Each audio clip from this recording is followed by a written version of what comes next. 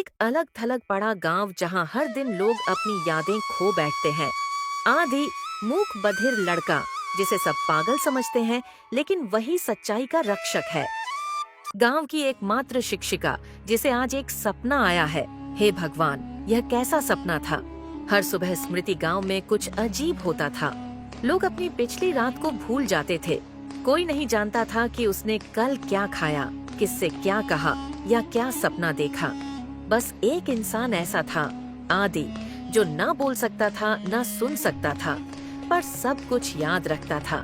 वो अपने पास एक पुरानी मटकी रखता था जिसमें वह हर दिन की बातें चित्रों और संकेतों में दर्ज करता। जया की नींद टूटती है। वो चौंक जाती है क्योंकि उसे आज पहली बार कल का सपना याद है। सपने में एक अजीब दृश्य था। गांव की धरती फट रही थी, लोग चीख रहे थे और एक पगली लड़की कह रही थी, सब कुछ वापस आएगा जब सच्चाई अपना चेहरा देखेगी। हे भगवान, ऐसा कैसे हो सकता है। जिंदगी में पहली बार कल का सपना मुझे याद रहा। कुछ तो होने वाला है। राघव, गांव का सरपंच, हर दिन नए कानून बनाता क्योंकि उसे कल क्या कहा था वो याद नहीं रहता। सभी गांव वाले मिलजुल कर रहो और हमेशा खुश रहो, यही मेरी सारे गांव वालों से गुजारिश है। दुकानदार फिरोज दुकान चलाते हुए लोगों से बातें करता और सच झूठ को बदल देता। क्या कहूँ भाइयों, मेरे पास इतना पैसा था कि साथ पूछते बैठकर खा सकती थी, लेकिन क्या करूँ, कभी कभी बहुत ज्यादा गरीबी आ जाती है। बाबा हरिदास, भविष्य बताने वाला, हर दिन अलग भविष्य बताता क्योंकि कल वाला उसे खुद याद नहीं रहता। एक दिन जया पहली बार आदि के पास बैठती थी। तुम कुछ याद रखते हो? आदि मुस्कुराता है, सिर हिलाता है और अपने स्केच बुक में एक चित्र दिखाता है। गांव के बीचों बीच एक लेखक खड़ा है और उसके पन्नों से गांव बनता जा रहा है। जया चौंक जाती है। क्या मतलब है इसका? आदि चित्र में अगली स्लाइड दिखाता है, गांव एक किताब में बंद है और सब किरदार उसके शब्द हैं। जया जैसे ही मंदिर के पास वाले पुराने वृक्ष के नीचे जाती है, उसे पेड़ से एक धीमी सी आवाज सुनाई देती है। आवाज उन्हें मिलती है जो सच को याद रखने का साहस रखते हैं। आज पहली बार उसे अपनी माँ की मौत, अपनी छोटी बहन प्रिया का सपना और गांव में सबकी खोई हुई आंखें याद आने लगती हैं। स्मृति गांव से थोड़ी दूरी पर एक टूटी फूटी झोपड़ी थी जहां कोई कभी जाता नहीं था। गांव में उसे भूला घर कहा जाता था। वहां जाने वाला लौटकर कुछ दिनों तक बोलना बंद कर देता। पर उस दिन जया वहां चली गई। दरवाजा चरमराया। अंदर एक आदमी बैठा था। झाड़ जंगल जैसा खौफनाक दृश्य, उलझी हुई आंखें और उसके सामने रखी थी एक फटी हुई डायरी। दीवारों पर चिपकी थी सैकड़ों कागज की पत्तियां, जैसे कोई अपने ही शब्दों से लड़ रहा हो। उसका नाम था निखिल। जया ने धीमे से पूछा, क्या आप लेखक हैं? मैं आपके बारे में मैंने बहुत पढ़ा है और बहुत लोगों के मुंह से सुना भी है।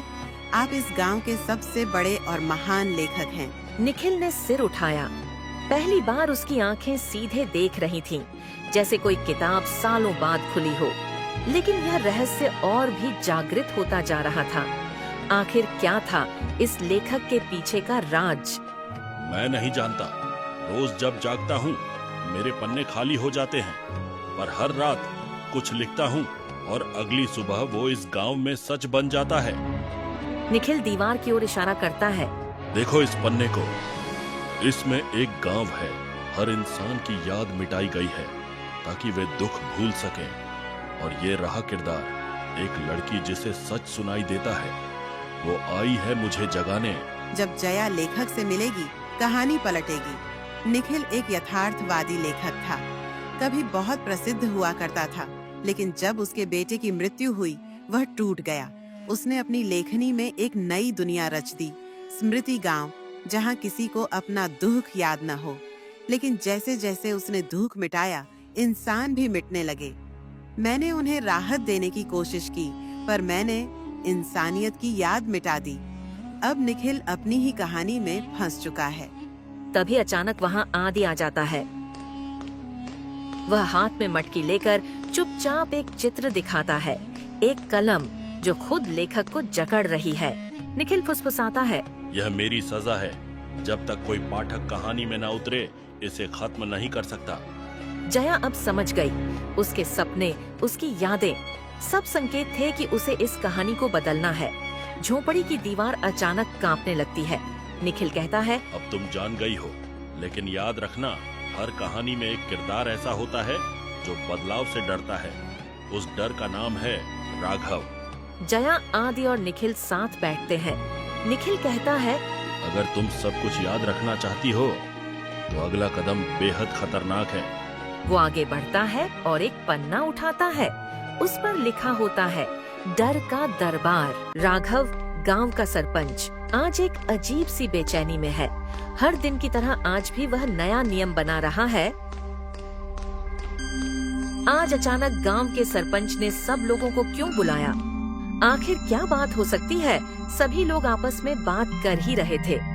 जो व्यक्ति बीते कल की बात करेगा उसे सजा मिलेगी। ध्यान से सुन लो सभी गांव वालों, यह मेरी बात को बाद में मत कहना कि गांव के सरपंच ने यह कैसा फैसला ले लिया है। लोगों को ये बात साधारण लगी क्योंकि किसी को कल याद ही नहीं था, पर आज चंपा, गांव की पगली, पंचायत में आकर जोर से चिल्लाई, कल राघव ने झूठ बोला था कि नदी सूख रही है, जबकि मैं देख आई नदी बह रही थी। पूरे दरबार में सन्नाटा छा गया। पगली की बात पर ध्यान मत दो, इसे कुछ याद नहीं। पर मुझे आवाज सुनाई देती है राघव, और आवाज कहती है, तू ही झूठ है। राघव ने उसी दिन दरबार ए डर बुलाया, एक गुप्त पंचायत जिसमें वो उन लोगों को बुलाता था जो खतरनाक यादें रखने लगे थे। इस बार बुलाया गया चंपा, जया, बाबा, हरिदास, दर्जी फिरोज, प्रिया, जो सपने देखती थी। तुम क्या जानते हो? क्या तुम में से कोई कह सकता है कि उसने कल क्या किया था? चंपा ने आंखें बंद की और बोल पड़ी, मैंने राघव को देखा था। वो एक खंडहर में गया था। वहाँ उसने एक पन्ना जलाया जिसमें गांव की असली स्मृति लिखी थी। राघव जोर से चिल्लाया, यह झूठ है। इस गांव की भलाई के लिए मैंने नियम बनाए हैं। अगर सब कुछ याद रखेंगे तो दुख भी याद रहेगा। क्या तुम सब दुख वापस चाहते हो? क्या कोई ये साबित कर सकता है कि स्मृति सचमुच छिपाई गई है? आदि आगे आया। उसने अपनी स्केच बुक से एक पृष्ठ दिखाया। उसमें दुकानदार फिरोज को दिखाया गया था जो राघव को थैली देते वक्त उसमें एक खास याद मिटाने वाला कपड़ा डाल रहा था। फिरोज घबरा गया। मैंने ये राघव के कहने पर किया था। वो कहता था, जिसे भुला दो वो शांति में जी पाएगा। तुम नहीं समझोगे, ये गांव कभी बहुत दुखी था, भूख, बाढ़, मौतें। तब निखिल आया और उसने एक कहानी लिखी, एक ऐसी जगह की जहां सब भूल जाएं, और मैंने इसे संभालने का काम लिया। मैं सिर्फ दर्द से बचाना चाहता था। पर आपने सिर्फ दर्द नहीं मिटाया, आपने इंसान की पहचान, उसके रिश्ते, उसकी आत्मा भी मिटा दी। उसी समय पंचायत भवन के पीछे खड़ा पुराना पेड़ एक बार फिर बोल उठा, राघव, तू डरता है कि अगर सच्चाई लौट आई तो तू खो जाएगा। पर याद रख, झूठ से बचा हुआ गांव एक लाश जैसा होता है। राघव ने सिर झुका दिया। वह जान चुका था अब उसका डर हार गया है। पंचायत भवन की दीवारों पर लगी झूठी घोषणाएं जलने लगीं। राघव दूर अंधेरे में चला गया और वहीं किसी किताब के पन्ने में समा गया। गांव अब एक मोड़ पर था। या तो सब कुछ याद आ जाएगा या फिर कहानी फिर से बदल दी जाएगी। अब जिम्मेदारी थी प्रिया, जया और निखिल पर। अब गांव के लोग तय कर चुके थे, वे अपनी स्मृतियां वापस चाहते हैं, चाहे उसमें कितनी ही पीड़ा क्यों न हो। लेकिन स्मृति लौटेगी कैसे? जवाब छिपा है प्रिया के सपनों में। उस रात प्रिया को एक अनोखा सपना आया, पर यह कोई सामान्य सपना नहीं था। वो सपना जागते हुए देखा गया सपना था। उसमें वह खुद अपने कमरे में बैठी थी, पर कमरे की दीवारों से पन्ने निकल रहे थे और हर पन्ना कुछ कह रहा था। तू वही है जिसने हमें बंद कर दिया, अब वक्त है सबको खोलने का। प्रिया डर से उठ बैठी, लेकिन उसकी हथेलियों में एक असली पन्ना था। उस पर लिखा था, कल 13वीं घंटी बजेगी, तब कहानी जागेगी या हमेशा के लिए बंद हो जाएगी। गांव में एक पुरानी घड़ी थी जो सिर्फ 12 बजे तक बजती थी। तो ये 13वीं घंटी क्या थी? जया और निखिल ने मिलकर शोध शुरू किया। निखिल बोला, 13वीं घंटी प्रतीक है उस समय का जो तय नहीं है। जब इंसान अपनी भूल से लौटने का फैसला करता है तब समय अपना नियम तोड़ता है। मतलब जब स्मृति खुद चुने कि अब वो छिपेगी नहीं, तब 13वीं घंटी बजेगी। जब मैं छोटी थी मैंने ही सबसे पहले स्मृति मिटाने वाली किताब को देखा था। वो किताब निखिल ने मेरे घर में छुपाई थी। मैं डर गई थी। मैंने किताब को बंद किया और दबी आवाज में कहा, हम सब भूल जाएं। प्रिया की मासूम प्रार्थना ही शायद स्मृति गांव के शून्य का कारण बनी। रिया रोने लगी। मैंने सोचा था कि दुख मिट जाएगा, पर मैंने तो सब कुछ मिटा दिया। अब एक ही तरीका था। प्रिया को वही वाक्य उल्टा बोलना होगा और किताब को फिर से खोलना होगा। चंपा, निखिल, जया और आदि सब साथ चल पड़े गांव के सबसे पुराने खंडहर की ओर, जहां वह किताब छुपी थी।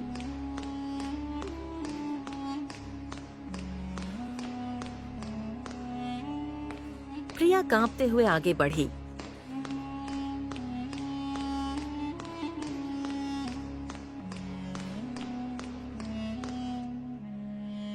उसने किताब के पास जाकर कहा, हम सब कुछ याद रखना चाहते हैं, अपनी हंसी, अपने आंसू, अपने लोग, सब कुछ।